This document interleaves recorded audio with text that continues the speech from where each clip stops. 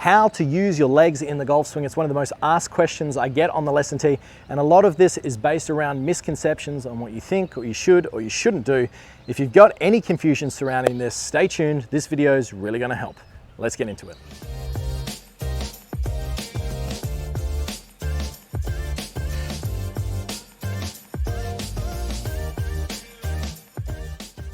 Welcome back to the channel, guys. Kerrod here at the beautiful Joondalup Resort. Before we get stuck in, as always, please go down below, click subscribe, click that little bell so you get notified of all the great content coming your way. Alrighty, in this video, we're going to talk about how the legs and how the knees need to work to maximize efficiency, maximize power, and get that ball sending as far as you possibly can. But most of all, increase your longevity in the game so you do not injure yourself. And of recent times, there has been numerous professional golfers who, even though they're very skillful, have made certain moves in their golf swing, which has encouraged some injuries to happen, especially with their trail knee as they make the golf swing, which is really starting to reminisce in the importance of using your legs and your knees correctly as we swing the golf club. So first of all, let's talk about how we would like to see them move correctly as we make a golf swing. So if I set up to this golf ball here, on a study of many golf professionals, what we would see is from their initial knee flex, as the golf professional swings to the top, the left knee flex for the right-hander would tend to double in the amount of flex it gets to the top. Now, there's a couple of reasons why this is important, and we're going to talk about those in a minute, but let's talk about what the right leg or the trail leg does. From its initial position here, with the professional golfer, on average, we see anywhere up to 10 degrees of straightening. So there's definitely no locking of that right knee. This was a principle that was taught for many years based on a misconception. However, now what we understand is for maximizing efficiency, to ensure that you're not going to injure yourself, you must let your knees change flex.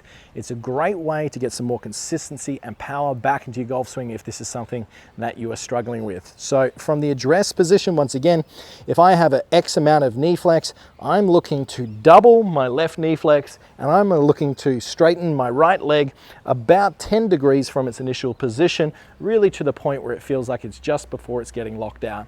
Now, why is this important? Well, first of all, golf is played on the ground. It's not out in front of us. And if we were making a backswing and golf was played out in front of us, well, then it would be okay to keep our knees flexed. But seeing as the ball is on the ground, we need some bend from the hips. And what happens when we bend from the hips? It puts our pelvis on a tilt to then get our pelvis turning in such a fashion which is going to keep our posture and enable us to strike that golf ball. The right hip has to get higher, the left hip has to get lower. As a result of doing so, the trail leg will straighten, the left leg for me is going to flex, and this enables me or puts me in this downhill position where I can really leverage the ground, create lots of force, lots of power, and send that ball as far as you can. If you look at any of the longest drivers in the world, and yes, this goes for them, it goes for everyone as well, if they get into a position at the top of their swing, you'll see them all have a downward shifting movement. And if I have my right knee flexed too much to the point where they're almost equal, there's no position for me to get that downhill sensation where I can push into the ground, where I can create the leverage. And we generally see players then spin out on their back foot and struggle with their contact. So getting into this top of swing position where the right hip is higher for the right hander, the lead hip is lower, the left knee is more flex for me, I can then push down into the ground. You can see this looks really powerful. My arms are going to unload. That's going to help me get that ball first, ground second contact, get the divot, get the compression, everything that you see the professional golfer do. So as you can see, the changing of knee flex and how you use the legs is so important. And it's one of those key principles that is very misunderstood. I myself, growing up, I was taught to keep that right knee flexed, and that just caused a whole slew of errors with how my pelvis was moving and how my arms were moving throughout the golf swing. And I really struggled to sequence up what the arms and the body were doing. If you can learn how to use the legs correctly, how to let that trail leg straighten, how to let that left leg flex to the top of the swing, well, it's going to be a lot easier to then create a little bit better sequence between the arms, the body, and the club. And your ball striking will become more consistent. Your timing will improve. The whole game itself will become a lot easier because you're actually moving your body in a way which is functionally proficient and is going to enable you to create more power and force into the ground, which is going to give you more transfer of energy and speed into the golf ball. All good things. So how do we work on this? Well, as simple as this, sometimes it's just an awareness of doing so. More so of body parts and how they need to move, so you can then practice this in front of a mirror or in front of a camera, so we can get a better look of where you are at the moment and where you need to be. But I'm going to give you a reference so you've got some sort of idea, so if you're practicing in front of a mirror, you yourself can see where you are at. So if I set up to this golf ball here, from the face-on view, all I'm looking for at the top of the swing, if I was to draw a line through my hips or through my belt line, we can see that the right hip is higher and my left hip for the right-hander is lower. As a result of doing so, what would happen is I'm not shifting and moving my body off the ball. If I keep that right knee flexed, my pressure is going to shift to the outside of my right foot, my body's going to move back and behind the ball. I am generally going to sway off the golf ball, and it's going to cause some issues with getting that club back. From the down the line view, it is also very evident. We would want to see a gap between the legs. That would be reminiscent that my trail leg has straightened, my left leg is flexed. You can see I've lost about approximately 10 degrees of flex of that right leg. You can see my left leg has doubled in knee flex.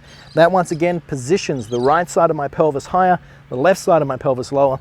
I then have all this room to get the arms down in front. If I don't do that, my right knee stays flexed, I sway, my arms are going to lift, and then from there it's very difficult to try and get the arms back in front of the body in the downswing.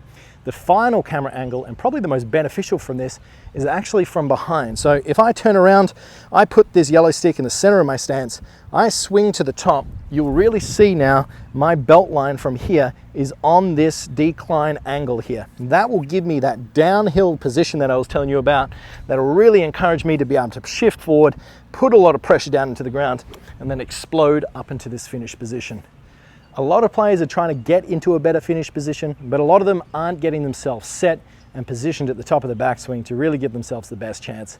If you're feeling like you're struggling with how your legs are moving, if you know that you're trying to keep your right knee flexed and your left knee flexed at the same rate, golf is an athletic, dynamic movement. We need to move powerfully, we need to leverage the ground, create a lot of speed.